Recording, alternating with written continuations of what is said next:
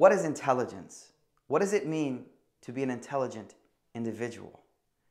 This question of intelligence first came to my mind when I read a statement of Wahib bin Munabbih, who was one of the successors to the companions of the Prophet Muhammad, peace and blessings be upon him. He once said that I've studied multiple books and I've come to the conclusion that if we were to compare the intelligence of the entire creation to the intelligence of our blessed Prophet Muhammad, peace and blessings be upon him, it would be like comparing one grain of sand to all of the sand in the entire world. At first I thought, could this be hyperbole? What does he mean when he says this? It wasn't until the late 1980s when Daniel Goleman wrote his world-famous book on an alternative type of intelligence. An intelligence that sought to understand oneself and understand the people that we interact with. An intelligence that built social awareness. An intelligence based in empathy and care for humanity and creation, which was later termed emotional intelligence.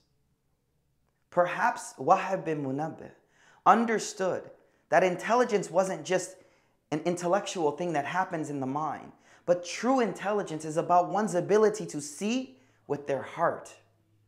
So perhaps you will join us as we study about the Prophet ﷺ's ability to teach emotional intelligence, self-awareness, self-control, investment in empathy in creation. The Prophet ﷺ's emotional intelligence was not restricted to just human beings. Perhaps you remember the story of a camel that came up to the Prophet ﷺ complaining about being burdened with work and stress and not given proper food and water. The Prophet ﷺ leaned into the camel, touching the camel, investing in the emotions of that camel, and then turns and says, who owns this camel? Who's abusing and neglecting the emotional needs of this camel? This is what we hope to study. By studying the life of the Prophet ﷺ from the perspective of EQ, it will not only teach us more about who he was, but teach us more about who we are. Hopefully you'll join us. Assalamu alaikum wa rahmatullah.